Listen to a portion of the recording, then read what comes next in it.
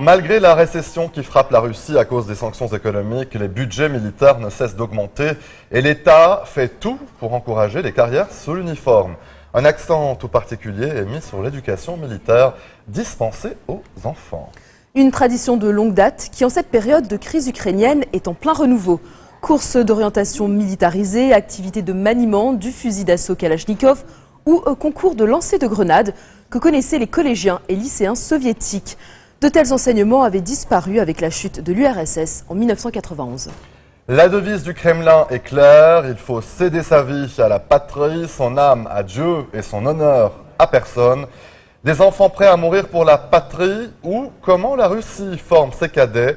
C'est le reportage de la correspondante de France 24 à Moscou, Ksenia Bolchakova.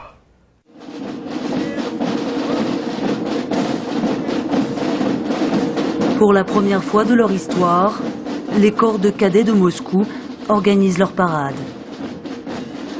Au pied du musée de la Seconde Guerre mondiale, appelé en Russie la Grande Guerre patriotique, c'est toute la future élite militaire du pays qui défile. Tradition impériale et soviétique s'entremêlent. L'événement réunit 2500 enfants, des petits soldats, comme Mary.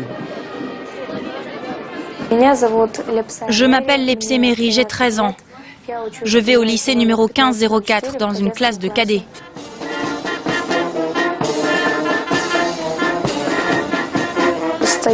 Tous les matins, je me lève à 6 heures. Je me prépare pour aller en cours, je mets mon uniforme et je prends mon petit déjeuner avant de partir pour l'école. Il y a un an encore, cet établissement était une école classique. Désormais, il accueille une classe de cadets. Elle a été créée à l'occasion des 70 ans de la victoire, dans le cadre d'un vaste programme d'État pour populariser l'enseignement militaire. Camarades cadets, j'attire votre attention sur l'importance de l'uniforme. Je veux que tout le monde serre sa ceinture et mette ses gants blancs. Nous allons dehors. Et tous les matins, c'est le même rituel.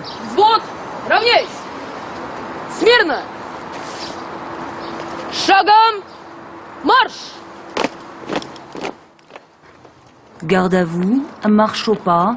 Au total, 1 heure d'entraînement, chaque jour. Ensuite, place au cours d'histoire militaire, dans le musée de l'école. On étudie les guerres, il faut mémoriser beaucoup de choses. C'est dur, mais c'est intéressant.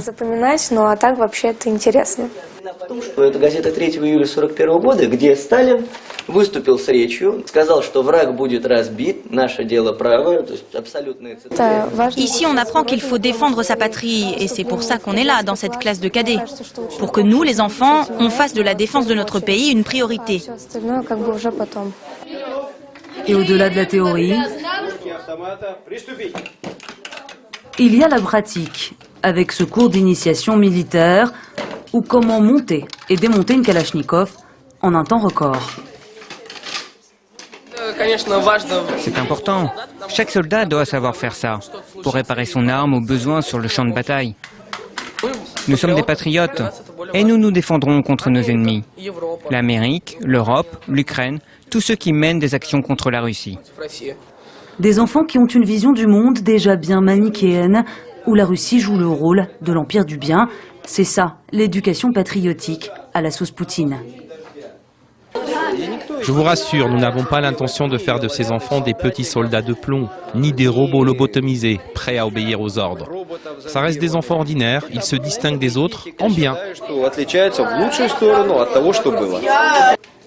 Une différence dont Mary est consciente. Le poids de l'uniforme, le serment qu'elle a prêté au corps des cadets sont pour elle une fierté et une responsabilité. La discipline, c'est plus important que d'être bon à l'école. Cette classe, c'est la première classe de cadets de notre école. C'est une classe d'élite. Nous devons montrer l'exemple. Pour moi, c'est aussi un honneur particulier. Mon grand-père a combattu les nazis. Et en devenant cadette, je reprends le flambeau.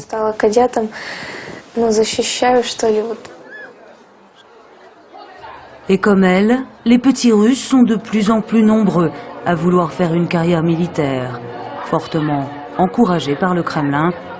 Alors que l'éducation nationale subit de nombreuses coupes budgétaires, les cadets ne connaissent pas la crise. Pour eux, l'an dernier, plus de 1600 nouvelles classes ont été créées à travers le pays.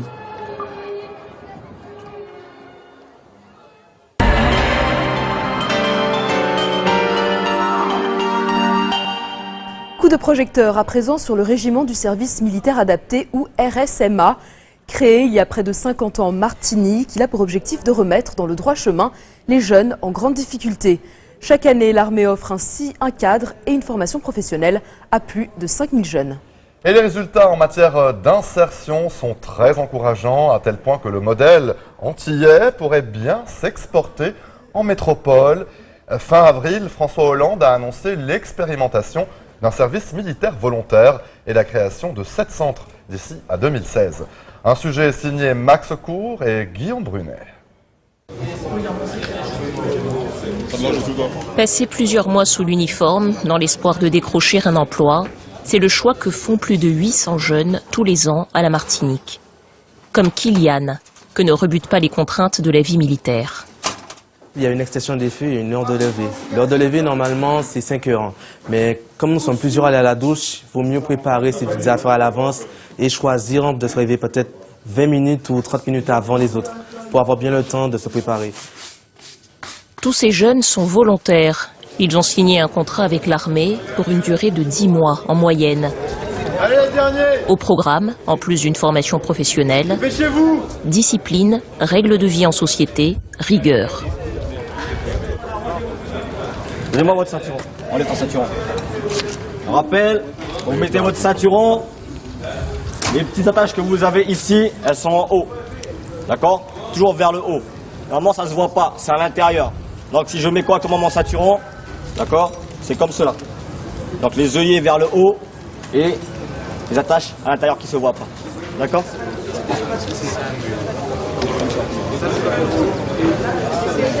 Je suis là pour apprendre, je dois suivre les règles. C'est strict, mais c'est fait pour nous, c'est pour nous apprendre, c'est pour inculquer, pour avoir des valeurs. Parmi ces jeunes, près d'un tiers sont des filles. Elles choisissent le plus souvent les filières tourisme ou aide à la personne. Ne vous amusez pas dès maintenant à faire des crédits, à dépenser plus. Vous êtes jeune, si à 30 ans vous avez encore des dettes, vous n'en êtes pas sorti. Et quand vous aurez des enfants, ça sera 10 fois pire. Ok? Donc faites attention dès maintenant. Ensuite. Après son bac, Jessie a tenté sans succès de trouver du travail dans le tourisme. L'armée lui offre une seconde chance. C'est une manière de valoriser le jeune et de lui dire que c'est encore possible. C'est encore possible d'évoluer, de changer et de concrétiser son projet professionnel. Ryan, lui, avait lâché l'école en terminale. Il est arrivé au régiment sans trop savoir vers quoi s'orienter. Aujourd'hui, il apprend à conduire des engins de chantier et ça lui plaît. Tu vas reculer de manière à ce que quand tu ouvres ta flèche à fond, tu as accès là où tu as terminé juste avant. Voilà, ferme ton godet, vide ça. J'ai eu envie de voir ce que ça donne dans le cadre de l'armée.